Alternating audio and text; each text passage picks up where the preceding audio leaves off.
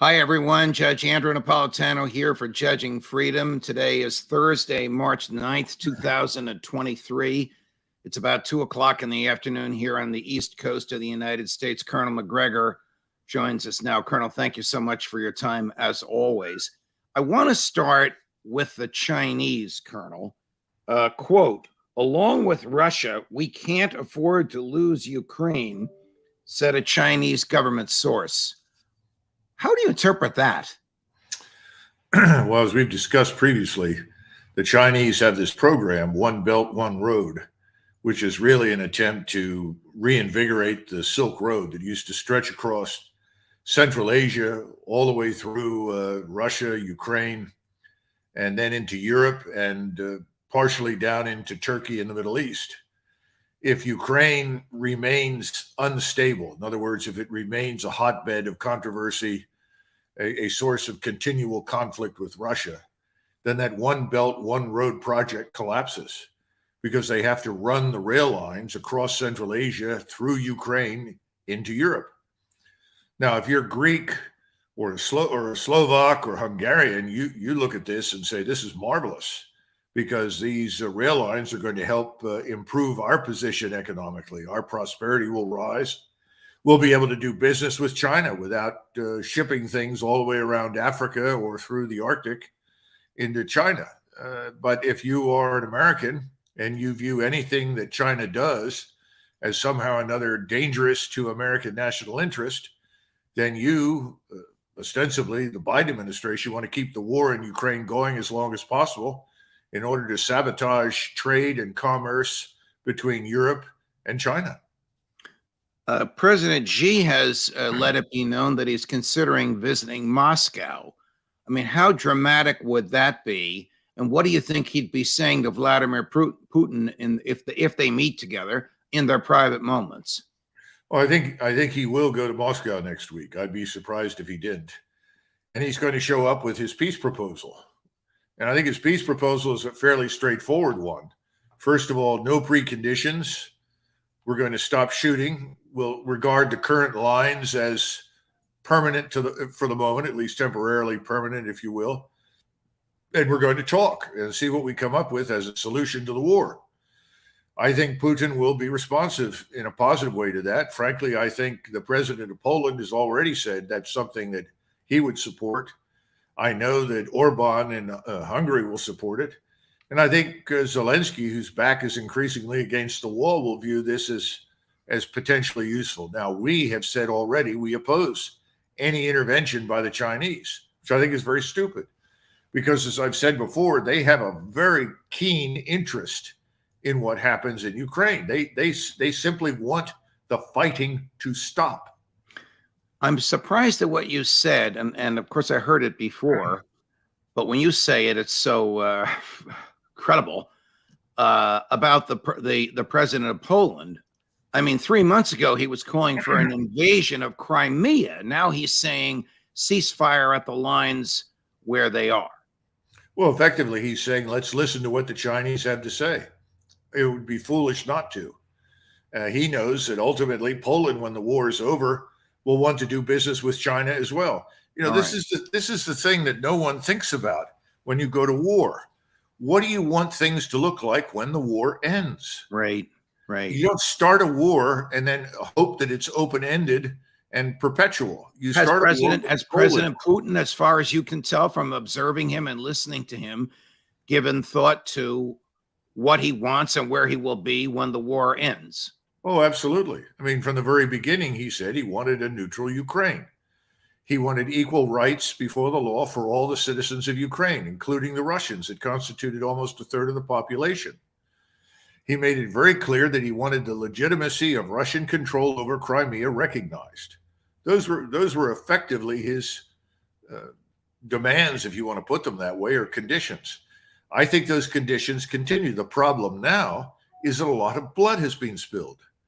And the Russians are not going to surrender territory where, frankly, the population is Russian to begin with, and turn it back over to the Ukrainians. In fact, in Bakhmut, which has gotten so much attention now, the Ukrainians complain periodically that their positions are given away by the local population, which is Russian, to the Russians. Good God. I mean, the Russians aren't going to surrender Bakhmut. Here's the Deputy Secretary of State of the United States, Victoria Nuland, with a decidedly different observation about Crimea than the ones you've just given us, Colonel. Take a listen. I can't wait to hear. There is a drone base in Crimea where the drones that the Iranians have given Russia are being launched from. There are command and control sites in Crimea that are essential for Russia's hold on all of the territory, including the land bridge. There are mass military installations on Crimea that Russia has turned into essential logistics and back office depots for this war. Those are legitimate targets. Ukraine is hitting them, and we are supporting that. And we're starting World War III. I mean, she's really suggesting that we should be involved in attacking Crimea, which has been Russian since Catherine the Great.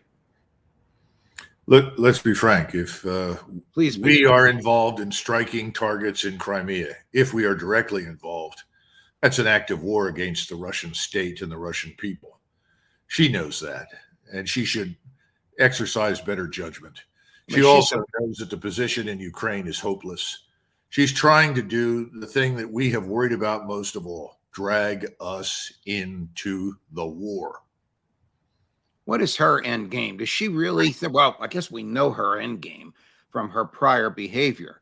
She fomented and orchestrated the coup of 2014. She was largely responsible for the testimony from the Ukraine side given against President Trump in the impeachment, in the first of his impeachment. What does she want to do now? Does she really think that she can preside over driving Vladimir Putin out of office? My impression is that people inside the Beltway have a very unrealistic view of Russia and of the Russian state and its leader. And they actually believe much of what they say, which is extremely dangerous. I call it ideological blindness. They are filled with so much hatred for Russia and the government. They are incapable of seeing reality. They don't understand that what they want to do will not happen. Colonel, are we able, is the American private enterprise, the military industrial complex, if you will, able to manufacture ammunition as fast as the Ukrainians are using it?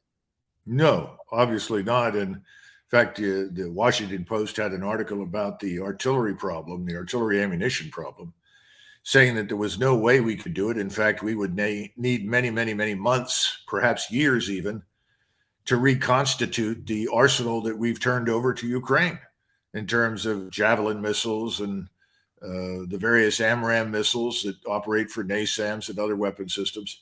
The 155 millimeter artillery ammunition is now very, very scarce. The Europeans have practically no industrial base. The only one that can really produce very much quickly is Germany. And they're now in a position that is so weak, their defense minister says Germany is incapable of defending itself, therefore can't afford to send anything else overseas. The Secretary of Defense is a retired four-star career military. I don't know if he's West Point or not. You would know, but yes. He's okay. Career military. He's presiding over the depletion of American defensive and, if we need it, offensive weaponry, which will take years to replace. Is that what you're telling us? Well, Judge, he was not appointed to the job that he currently holds as Secretary of Defense because they expected him to present resistance to dumb ideas. Nicely put, and in your usual diplomatic way. But this is catastrophic. It's malfeasance in office. Well, if you're worried about the defense of the United States, I'd say you're absolutely right, particularly in the category of missiles. In terms of 155 ammunition, I don't see any armies landing in the Western Hemisphere and marching on the United States.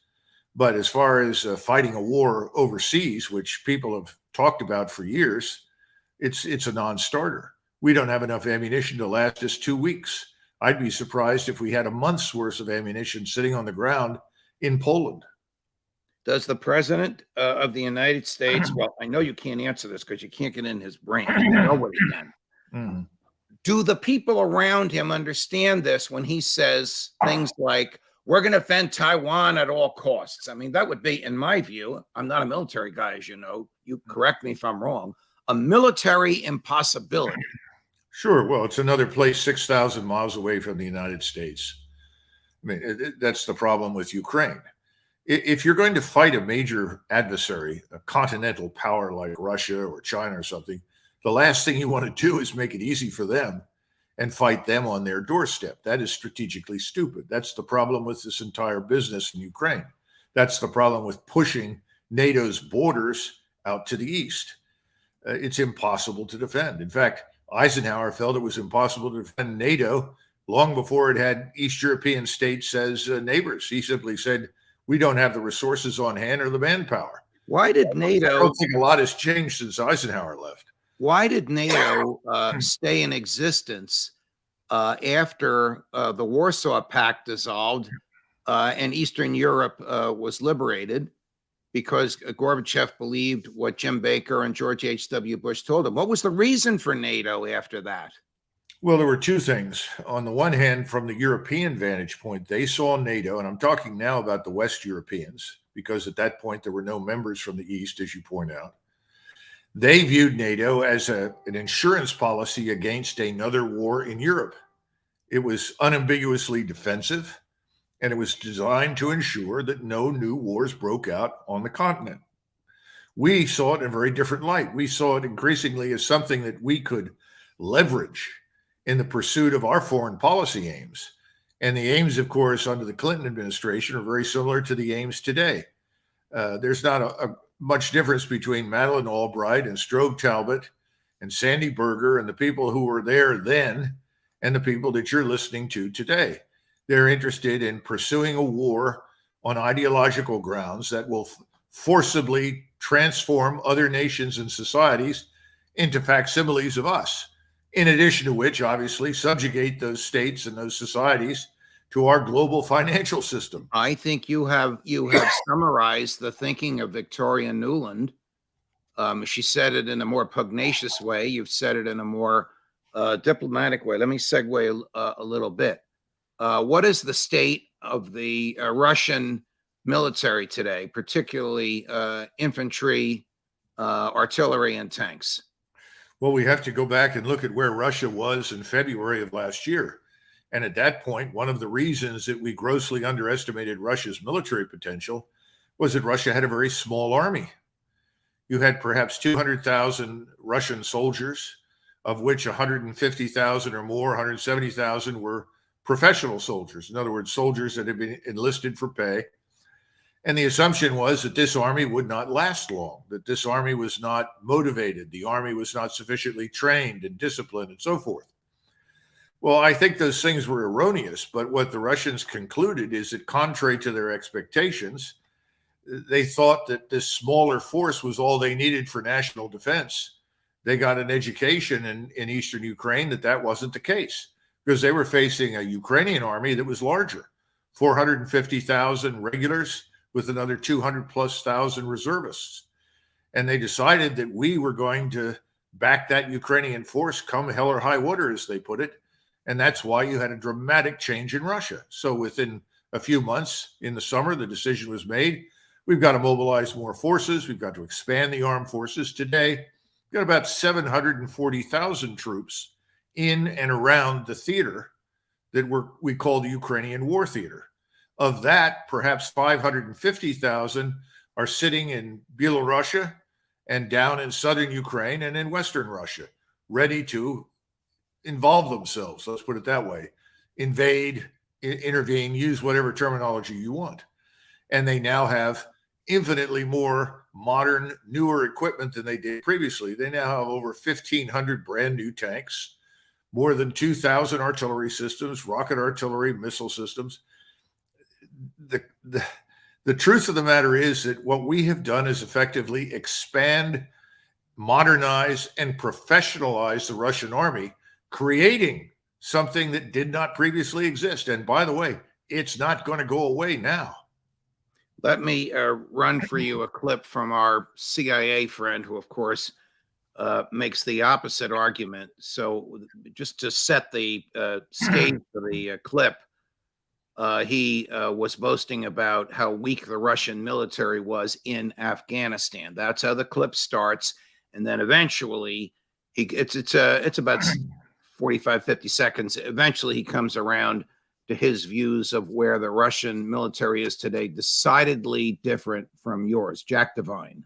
Nobody knows Afghanistan the way you do, Jack, but that was the death throes of the Soviet Union. That was not Putin with a modern army. Well, first of all, I dispute he has a modern army. He's now demonstrating to the world he doesn't have a modern army. He has a lot of modern weapons. But well, he has a more modern army now than Gorbachev had in the Afghan days. Yeah, but look at what Afghanis had, AK-47s. Look at what technology has done for the Ukrainians and all the sophisticated technology from drones to cyber intelligence. His army is not showing itself very well. It's a surprise to all of us, although this is the second time I've been surprised, because when I went in to do the Afghan program, I was assured they were 10 feet tall, and then every day they shrunk a quarter of an inch. So I think what's showing here, and I think it's the big story, he has paramilitary functioning as his cutting edge because his own army. Now they're fighting. Remember, Judge, you and I talked about dissent and how the things crumble when you start to lose. Watch the dynamic between the Wagner group and the military.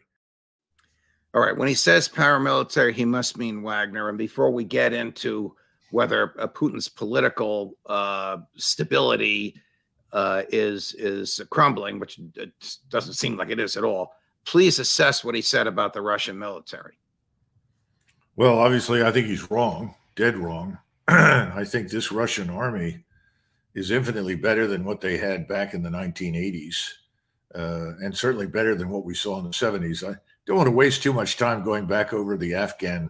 No. There's no reason going through that. And I don't even remember how we got onto it. I was tweaking him a little bit. I can point to numerous examples that we have. We have some video examples, reports from Ukrainians that have come up through the system without being altered. The bottom line is that the Russians are proving to be very tactically competent. They've learned how to fight very, very effectively in this different environment. So I don't share his views at all. In fact, I think the opposite is the case. I think the Ukrainians that began with a reasonably good force and a lot of very motivated people now have a few motivated people left, but the force itself is destroyed. And they are trying to fill it out with people, boys, young boys, women, older gentlemen from 40 to 60 that just are not up to the task. So I think he's dead wrong on all of that. But I think the Wagner group is interesting because people don't really understand what it is. It is a Russian national formation. It was formed for different kinds of reasons. Originally, it was. Let me just stop you. Is this what you think he's referring to when he says paramilitary? Yes. Yeah. Okay. And he doesn't know what he's talking about because there's nothing paramilitary about the Wagner organization. They have tanks. They have artillery. They are equipped just as well as the Russian army, in fact, with cutting edge capabilities, drones, and so forth. So I think he's sitting around thinking about Wagner as it may have been a year ago, when it was really much smaller and designed for military assistance and advisory work, much like our own military assistance and advisory brigades, which are small and very light. The Wagner organization now is brilliantly organized and equipped, and it's being very effectively led on the ground. And this bickering between Wagner, his famous leader Prigozhin, who likes the cameras, he's sort of a bella figura. He wants to be in front of the cameras all the time and advertise himself. Putin is kind of sick of it, I'm sure, but at the same time, Putin appreciates the hard work he's done. Putin's not going to allow that to get in the way of anything. And Gerasimov, who is ultimately in charge, what has he said to the media lately? Nothing. Well, who commands the Wagner group? Is it Prigozhin himself, or is there some line of authority from the general who's been silent down to them? Yes, there is a line that goes from Gerasimov straight down to the top Wagner command structure. And that command structure reflects military experience, talent, and organization. It's effectively a core size element designed to operate independently for brief periods of time. But they're now closely integrated with the Russian army. Whenever they've had serious problems breaking through, whenever they've needed more artillery or air support, they have gotten it from the Russian army. And they've also been supported by Russian elite light infantry formations like the airborne forces. So I wouldn't make much of the alleged dispute there at all. You have pointed out to me and to others that in the past 24 hours, the Russian missiles have been a barrage all over Ukraine. You pointed out that Ukraine's air defense has failed to shoot down a single missile. You pointed out that the Patriot batteries, which we've given them, will not help against cruise missiles. How devastating has this been in the past 24 or 36 hours on the ground in Ukraine? Well, I think you should put that map up. Gary, put the map up, please. If you look, this is the map of the entire Ukrainian state. Right. And all the red circles and areas involve strikes from missiles and drones. Wow. And they're all precision strikes. It's virtually all over the country. It was an enormous and massive strike. Now, their focus, with very few exceptions, was overwhelmingly on energy production and transmission. They wanted to bring the railroads to a standstill, which has largely happened. They wanted to deprive everyone, military and civilian, of energy wherever they possibly could. That seems to have worked. Now, they know from experience that the Ukrainians will double down and try to repair the damage as much as possible. But the damage now is really horrific. It's beyond their ability to rapidly repair. Gary, can you put the map up again? Colonel, if you're sitting in the Pentagon, not you, Colonel Douglas Macgregor, but if you're part of the group that's doing what President Biden wants them to do, and you see a map like this, what do you say? What do you do? What do you advise? I mean, this is devastating. There's barely a section of the country that they haven't hit. Well, I think you conclude that the Russians can do what we can do.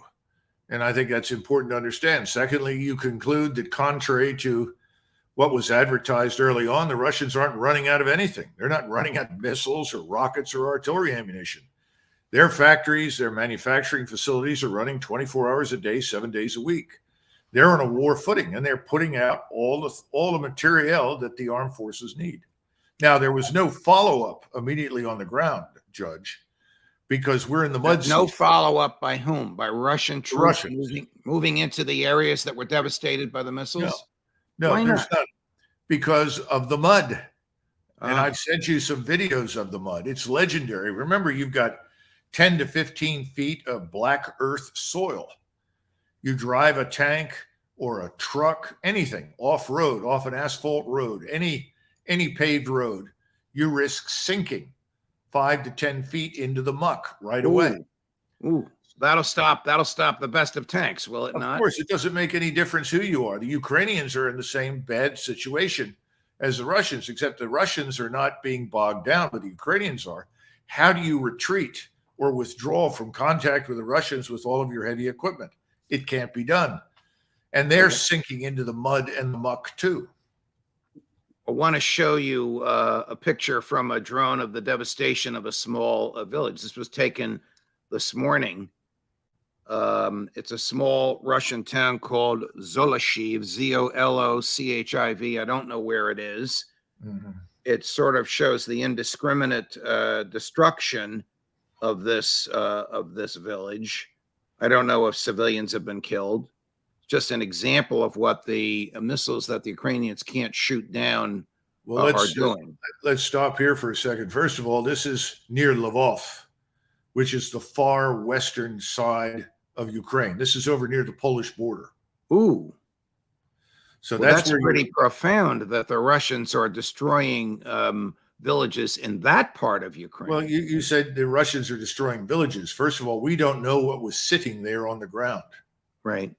We don't know if it was an air defense site, whether it had a radar. Oh, no, I'm not suggesting war crimes. I'm just suggesting I was inartful. I appreciate the correction. They're attacking areas where they believe there's an energy source, but it's very far west. Yes, of course. But they may have also attacked it because there was something there some supply depot of some kind. We just don't know. We didn't have a picture of it before it was destroyed. Right. And remember, you have several layers of targeteers. These are people that study the maps, look at the photographs, and then certify the targets. Those targets are then transmitted to the various batteries and then fired. We haven't had any role in any of that. We don't know what happened. Sometimes those targets are not valid. Sometimes someone mistakes a building for something it isn't, or it's being reported that something moved into the building that isn't there anymore.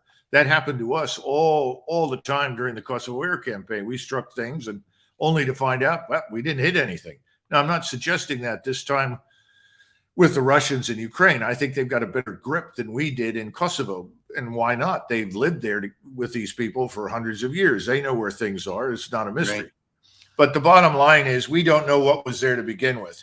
They have tried to focus primarily on energy. They're trying to bring the state to a standstill, and they've just about achieved that.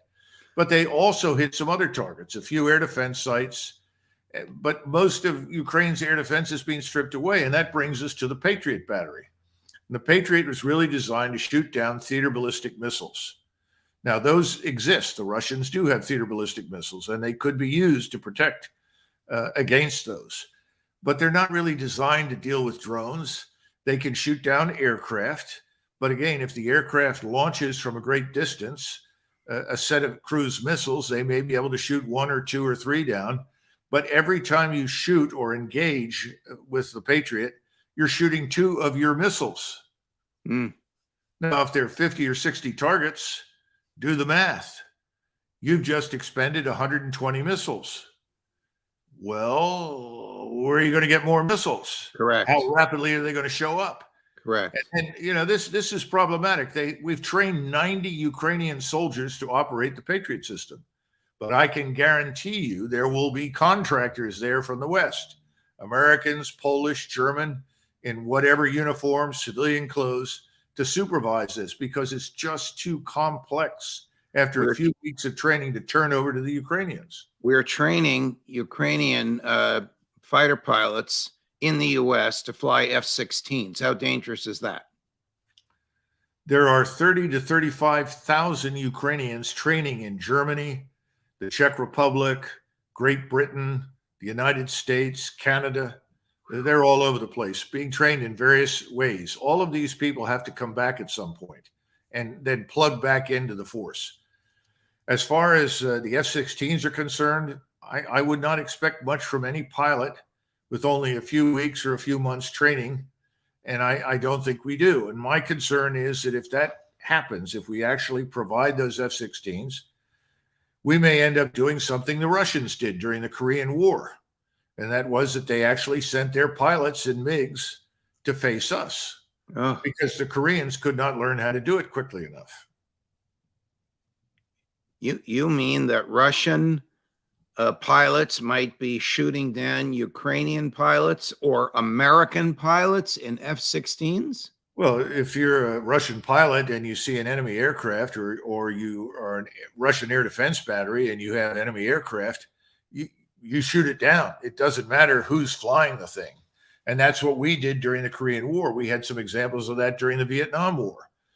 It's very straightforward. You just can't train enough of the people, the indigenous population, to operate these things. All right. I have a couple more topics with you.